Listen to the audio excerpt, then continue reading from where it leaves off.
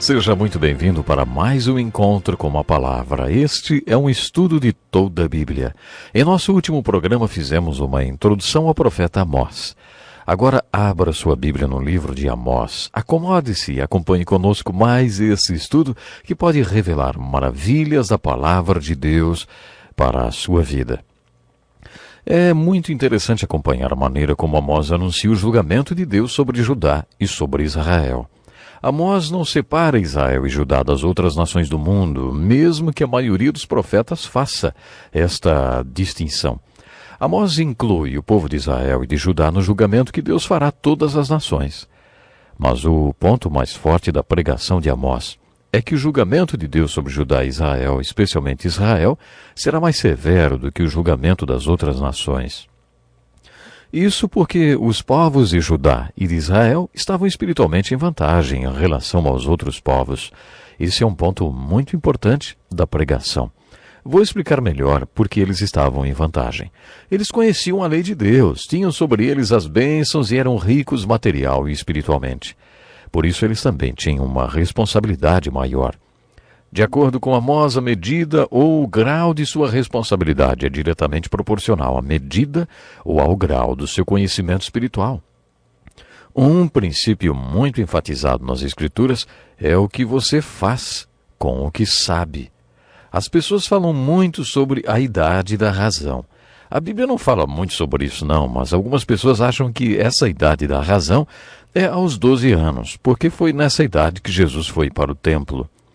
Essa idade é citada 8 vezes na Bíblia. Entretanto, o fator-chave que determina a responsabilidade não é a idade, mas a luz.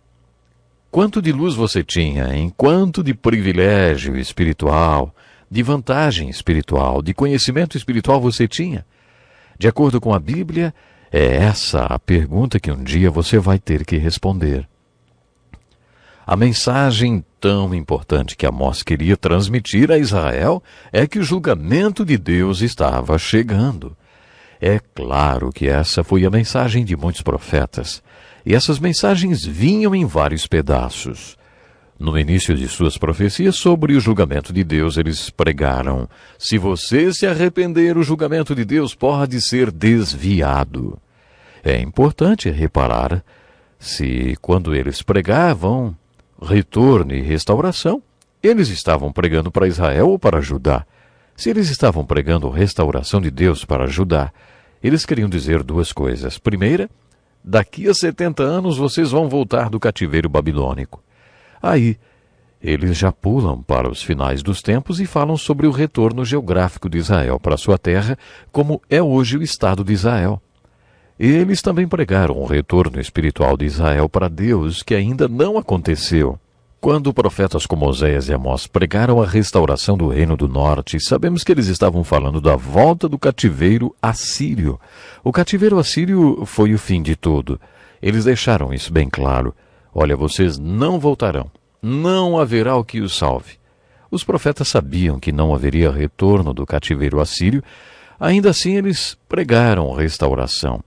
Se eles pregaram a restauração do Reino do Norte, eles estavam se referindo ao fim dos tempos e à restauração que está acontecendo hoje. Eles anunciaram a dispersão que também podemos perceber em nossos dias. O povo judeu está disperso em todo o mundo, mas Oséias e Amós anunciaram o retorno geográfico de Israel da dispersão. É empolgante ver tudo o que aconteceu e que está acontecendo no Oriente Médio.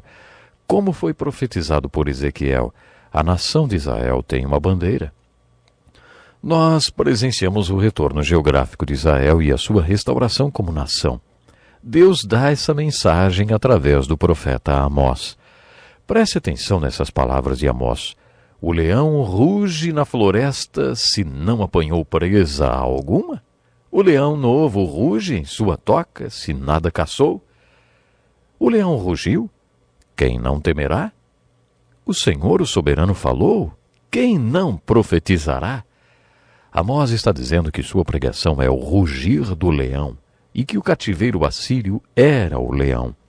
Nos primeiros versículos do seu livro, Amós diz ao povo que Deus tentou de várias formas chamar a atenção deles e impedir o cativeiro assírio. Deus mandou a fome, reteve a chuva, mandou pragas, pestes, deixou que os jovens morressem na batalha, que eles perdessem seus cavalos na guerra. Suas cidades foram destruídas e eles tinham sido milagrosamente poupados. Ainda assim não voltaram para Deus. Por isso Amós prega: o julgamento de Deus está chegando. Depois, por meio de visões, Amós prevê o julgamento de Deus. Essas visões são a base de sua mensagem. Nos capítulos 7 e 8, ele descreve a terrível visão do enxame de gafanhotos que devastaria tudo. Aí então, como Moisés fez, Amós intercede pelo povo e pede a Deus que não mande aquela praga. E Deus atende seu clamor. Depois Amós tem a visão de um grande fogo que destruiria Israel. Novamente Amós clama a Deus e Deus o ouve. A terceira visão é a visão de um prumo do meio de Israel. As coisas começavam a ficar bem sérias. Amós tem a visão do Senhor com um prumo na mão junto a um muro construído de acordo com o prumo. Deus pergunta: o que você está vendo, Amós? Ele responde: um prumo. E Deus continua: veja, estou pondo um prumo no meio de Israel, o meu povo. Não vou poupá-lo mais. Depois, Amós vê um cesto cheio de frutas maduras. Deus pergunta: o que você está vendo, Amós? Lembre-se que os profetas tinham visões. Amós responde: estou vendo um cesto de frutas maduras. E Deus diz que as frutas representam o povo de Israel pronto para o castigo. Chegou o fim de Israel, Deus diz, o meu povo. Não o pouparei mais. Segue-se então a mais terrível visão que Amós teve. Viu o Senhor junto ao altar e ele disse: bata no topo das colunas para que tremam os umbrais. Faça que elas caiam sobre todos os presentes e os que sobrarem matarei a espada. Ninguém fugirá, ninguém escapará. Ainda que escavem até as profundezas, dali a minha mão irá tirá-los. Se subirem até os céus, de lá os farei descer. Mesmo que se escondam no topo do Carmelo, lá os caçarei e os prenderei. Não há como escapar do julgamento do Senhor. O Senhor dos exércitos, ele toca na terra e ela se derrete, e todos os que nela vivem pranteiam. Não havia nada que o reino do norte pudesse fazer contra esse castigo de Deus, e essa foi e era a mensagem de Amós. Não era uma mensagem nada agradável, né? E o povo do reino do norte caçoou dela.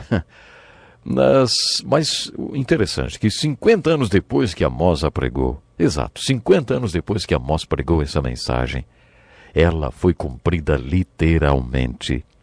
Quando Amós partiu para o reino do norte para pregar, os falsos profetas lhe disseram: vá embora, vidente, vá profetizar em Judá. Amós respondeu: eu não sou profeta, nem pertenço a nenhum grupo de profetas. Apenas cuido do gado e faço colheita de figos silvestres. Mas o Senhor me tirou do serviço junto ao rebanho e me disse: vá, profetize a Israel, o meu povo. Agora ouça então a palavra do Senhor. Você diz: não profetiza contra Israel e pare de pregar contra a descendência de Isaque. Mas o Senhor lhe diz: sua mulher se tornará uma prostituta na cidade, e os seus filhos e as suas filhas morrerão à espada. Suas terras serão loteadas, e você mesmo morrerá numa terra pagã. E Israel certamente irá para o exílio, para longe da sua terra natal. Aconteceu aqui o mesmo que aconteceu quando um dos falsos profetas contradisse Jeremias. Ele profetizou: assim diz o Senhor, vou tirá-lo da face da terra. Este ano você morrerá, porque pregou rebelião contra o Senhor.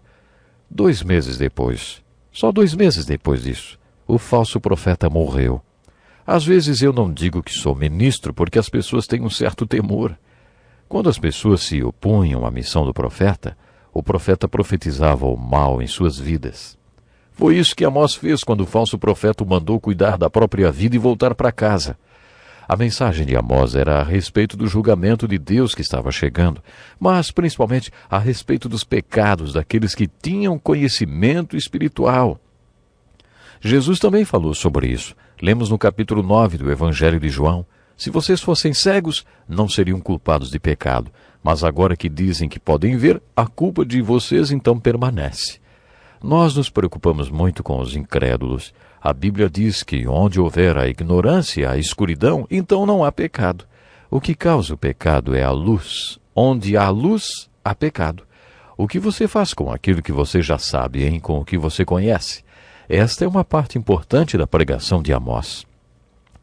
Amós pregou: vocês, israelitas, não são para mim melhores do que os etíopes? E a resposta é, sem dúvida, os olhos do Senhor, o soberano, se voltam para este reino pecaminoso. Amós está dizendo que espiritualmente os israelitas estão em vantagem. Por isso o julgamento deles será maior do que o julgamento das nações pagãs. Resumindo, creio que a mensagem de Amós nos mostra várias verdades. Primeiro, que o julgamento está chegando porque o povo de Israel pecou. A segunda parte da mensagem é que eles pecaram mesmo tendo conhecimento espiritual, mesmo estando em vantagem espiritual. Mas a terceira parte da mensagem é sobre restauração. Naquele dia levantarei a tenda caída de Davi. Trarei de volta Israel, o meu povo exilado. Eles reconstruirão as cidades em ruínas e nelas viverão.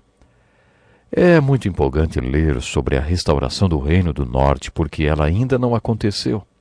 Quando lemos sobre essa restauração do Reino do Norte, temos certeza que, assim como o povo voltou do cativeiro babilônico, conforme foi profetizado, essa restauração também acontecerá.